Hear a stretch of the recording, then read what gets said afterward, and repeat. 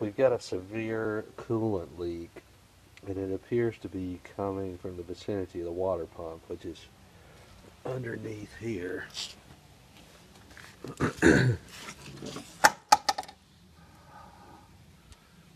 Right up in there.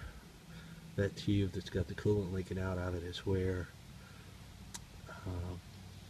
that flange on the back side that mounts to the tube is where the thermostat is housed. So we're going to take that thermostat out so there's no obstruction in the hose in a few minutes. But right now we're draining out all of the coolant, and I am building a gizmo out of PVC pipe, which you'll see a little bit later. Alright, I've chucked an end mill up into a drill press, and I'm going to machine a little groove around these fittings so that the radiator hoses have something to grip to when I clamp down on them.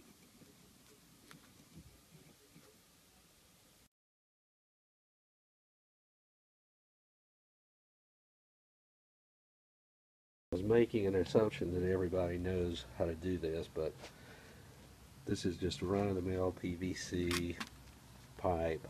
I got it at Lowe's, and you cut the pipe and you scrape any of the little plastic chips like this off with a knife, and then you blow out the tube to make sure there's nothing inside it.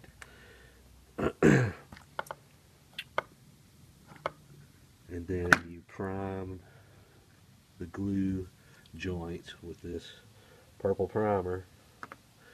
You let it dry, then you coat both the inside and the inside of the piece you're gluing and the outside of the other piece, and then you stick them together and quarter turn.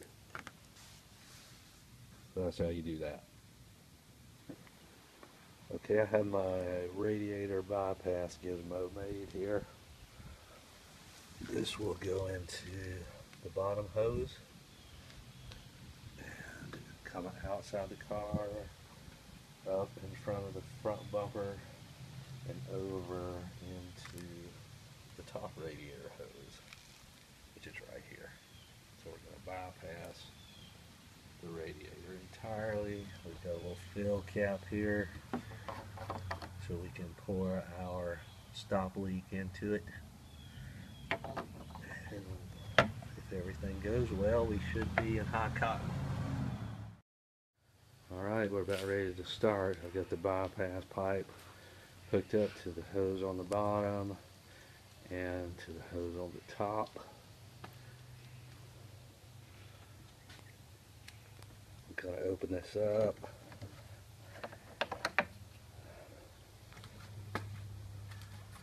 I'm going to try this K-seal. The Amazon reviews on this, and it sounded pretty good, particularly if I bypass the radiator and the heater core, which I've also bypassed back here. So the coolant is going to be circulating through nothing but the engine, and we'll see how long that lasts. I have the thermostat out, so it's not going to have to open. It's not going to stop and restrict the flow at all. We're going to monitor everything and see how it goes. Hopefully we don't blow anything apart.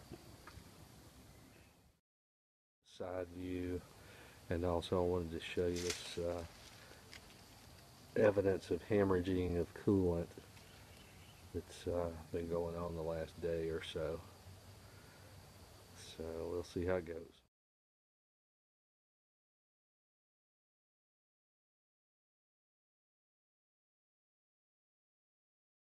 Alright, so I'm supposed to shake this stuff vigorously for like 30 seconds. We're all set to pop here. Okay, here we go.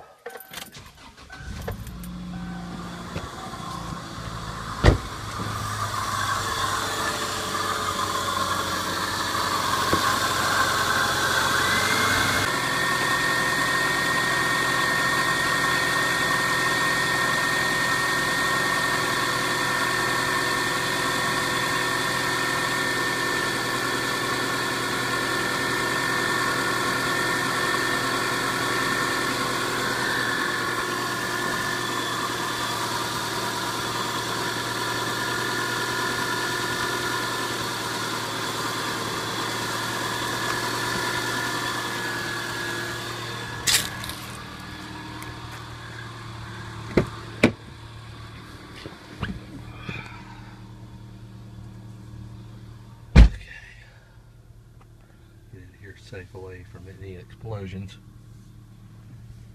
So we're going to monitor engine temperature, and when it gets to where it's kind of warmed up, then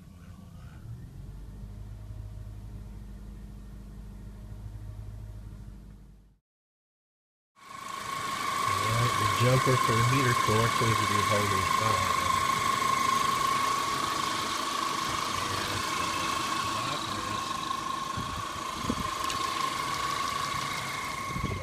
Excited.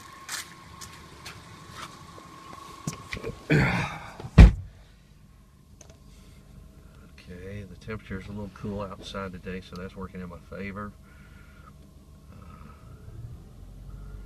Get a little RPM up and churn it around in that engine block a good bit.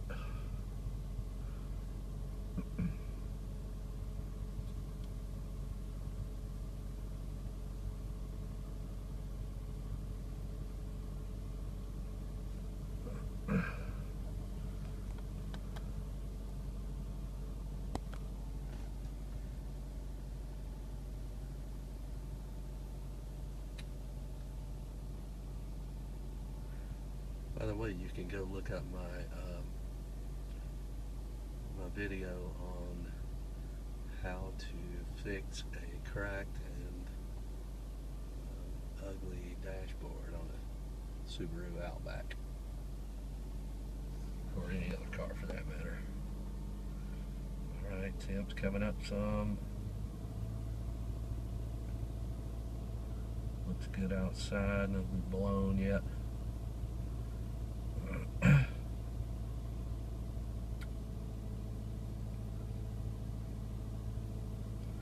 One of the things that tipped me in favor of this K-seal was the 5-minute run time instead of a 30-minute run time.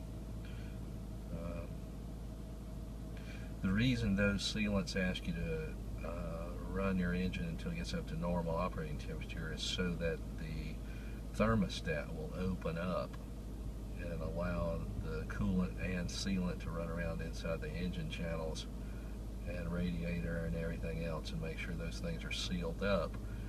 But since I have had issues in the past with my radiator stopping up when using this and having to be replaced, that's the whole purpose of bypassing the radiator, and hence the taking the thermostat out so that it's not even there, and I don't have to wait for it to open up. So it's all churning around inside the engine.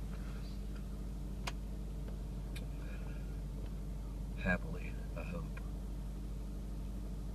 She's all back together now and filled up, topped off.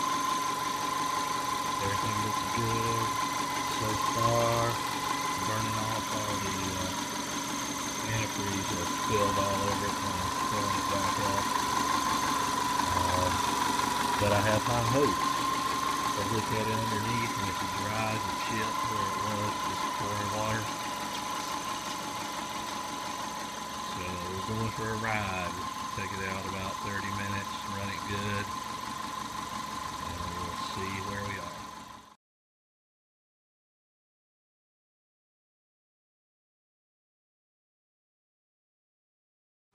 So we just took a drive, 25 miles.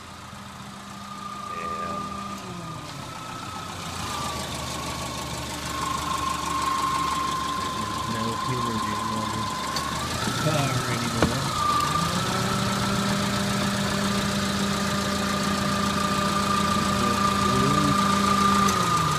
The oil pan that previously was just completely saturated.